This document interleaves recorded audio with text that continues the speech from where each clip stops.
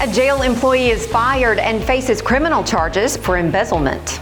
A local company is sold to a business in Kentucky that plans to maintain its operations in East Alabama. And get ready for lots of nostalgia at a grand reunion this weekend. A few strong thunderstorms possible this weekend across East Alabama. We'll have the complete forecast details coming up. Coming up in sports, we preview a couple volleyball teams as opening day approaches next week. We have more on these in just a minute as EAN Local News starts now.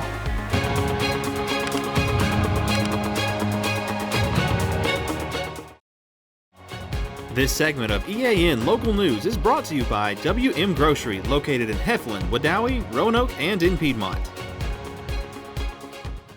Hello, we're glad you could join us. I'm Katie Edwards. And I'm Mike Stedham. A Calhoun County jail employee has been arrested and charged with theft after a state audit revealed that over $47,000 was missing from a fund set up for prisoners.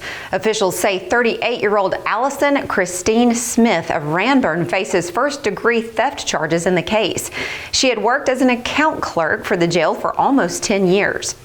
The audit by the Alabama Examiners of Public Accounts revealed the shortfall in the jail store fund bank account, which is used by inmates when purchasing items in the jail commissary or returned to inmates upon their release. Money collected for the fund was held for up to 4 months before being deposited into the bank account. The auditors also found that controls were not in place to ensure that the jail administrative secretary deposited all the money in a timely fashion. After the report was completed, the $47,000 shortfall was repaid to the fund from a surety bond company that covers jail employees, and Smith was arrested. Officials say the jail administrator was also fired for not supervising Smith properly. Sheriff Matthew Wade says the auditors have now closed their investigation into the jail's finances. B.R. Williams, a trucking and logistics company founded in Oxford in 1958, has been acquired by a Kentucky-based firm that also provides warehousing and fulfillment services. According to the company's website, B.R. Williams Trucking was founded by Bill Williams with 2 trucks that went from Alabama to Boston, delivering their first load. Over the last 66 years, the company has grown to employ more than 300 people across its locations in Kentucky, Georgia, Alabama, and Florida, and operates approximately 175 tractors, over 700 trailers, and 5 warehouses spanning over 1 million square feet, servicing customers in the 48 contiguous states and in Canada. It will now be part of Haney and White Enterprises, which is owned and operated by Nate Haney and Mike White of Kentucky. The combined company will now be known as BRW.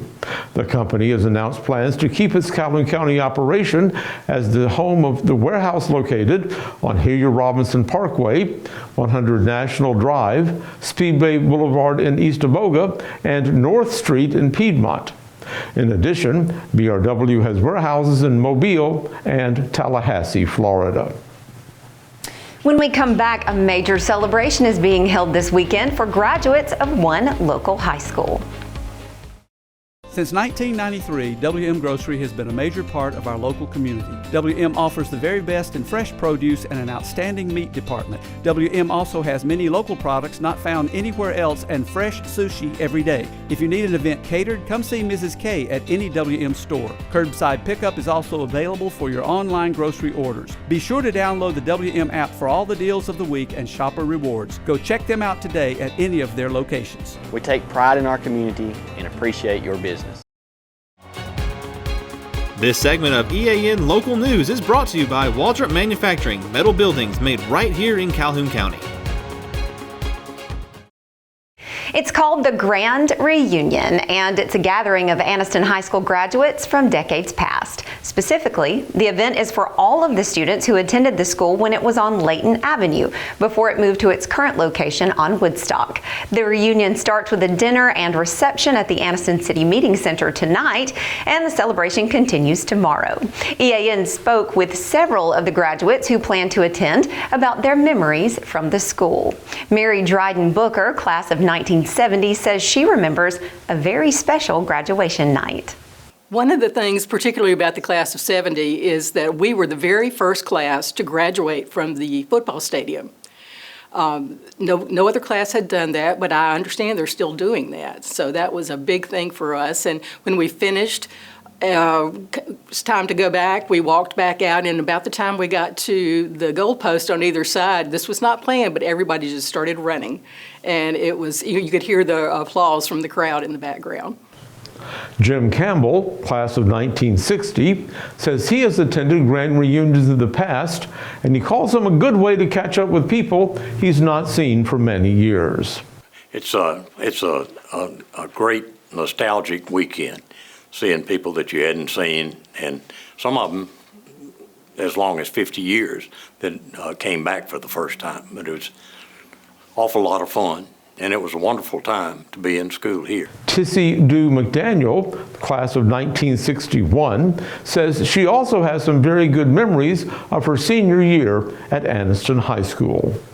Well, I was in the band, and that was, my ambition was to be a majorette. Of course, you know, you had to play an instrument before you could try out. I didn't make majorette, but I did carry the Alabama flag. When we return, local residents are invited to do some serious house cleaning this weekend. For metal buildings in Alabama and the Southeast, Waldrop Manufacturing is your one-stop source. A Waldrop metal building provides the coverage and protection your investments need. They specialize in carports, RV covers, portable buildings, and storage buildings. Stop paying rent for storage. With Waldrop's price per foot, you can actually save money by buying straight from the manufacturer. Waldrop buildings are guaranteed because Waldrop manufactures buildings with U.S. steel right here in Calhoun County. Waldrop Manufacturing, serving the entire Southeast. Give them a call today. This segment of EAN Local News is brought to you by Oxford Lumber. Come visit any of our locations in Oxford, Jacksonville, Talladega, and Roanoke. The City of Anniston is offering another free disposal day on Saturday at locations throughout the city. The dumpsters will be available from 8 a.m. until 5 p.m. The usual locations will be available: the Pelham Park parking lot at 349 Cave Road, the Carver Center parking lot at 720 West 14th Street, the South Highland Center parking lot at 229 Allen Avenue, and the Hodges Center parking lot at 3125 Spring Valley Road. That's always a popular event, getting some of the old stuff out of the house, but will it be wet stuff tomorrow? That's a good question, and one for Jon Holder, who joins us now in the EAN Weather Center to tell us all about it. John? Mike and Katie, hot over the weekend, but also some strong thunderstorms possible. We'll break down the forecast for all of East Alabama for the weekend next. For over 60 years, Oxford Lumber has been servicing our area, and our customer service has always been our main focus. Our customer service is what sets us apart from anyone else. From the moment you enter, our highly trained staff will treat you like family. To enthusiastically provide total customer satisfaction within a positive and self-fulfilling employee relations environment. Visit us at any of our 4 locations or at oxfordlumber.com. A hot Friday today across East Alabama, 94 for the high, a little bit above the average for this time of year. Our low again this morning at 70. Record high temperature in that heat wave back of 2007, 104 degrees. The record low 61. We'll be close to that next week. Our sun rising on Saturday morning at 6:07 and the sun setting on your Friday night at 7:28. Weather on your street tonight. A lot of folks in East Alabama are going to be converging on Robertson Field at White Plains High School out in White Plains tonight. Big football jamboree going on out there. 6 teams from East Alabama will be there, and there is a chance of scattered storms tonight, especially early in the games out there.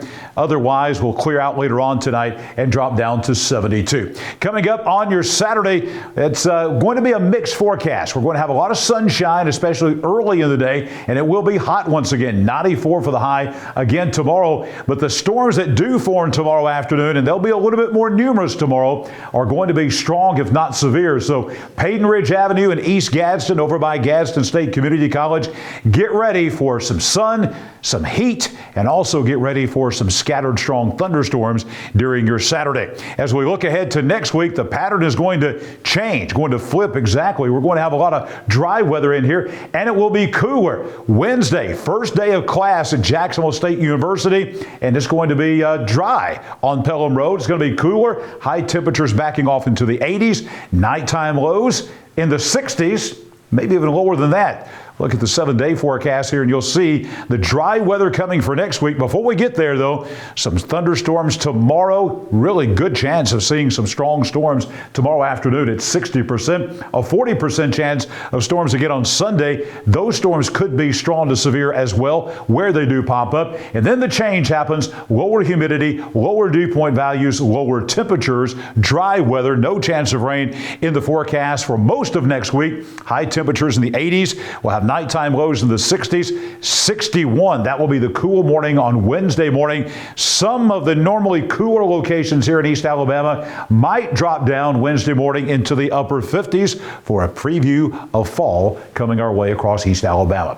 Let's see what the Storm Prediction Center out in Norman, Oklahoma has to say about tomorrow. And they've got a big range of marginal severe weather risk up all the way from basically Arkansas and southern Missouri through a lot of the deep south and curving all the way back up into the northeast as well, in the eastern and western parts of Pennsylvania, up into the western part of New York State. And that includes us here in East Alabama. The main story with this, with the thunderstorms that pop up, will be damaging thunderstorm winds up to 60 miles per hour tomorrow. And of course, we're going to be dealing with some brief downpours and loads of lightning coming with these storms, coming especially tomorrow afternoon, but also on Sunday afternoon as well. I'll be back here tomorrow morning for your Saturday at a glance, and then I'll be back here throughout the weekend. We'll be back Sunday morning and Monday morning with your breakfast forecast for all of East Alabama. Coming up next in sports, more volleyball news. Walter Welburn volleyball previews coming up now with Namath Pitts. Namath?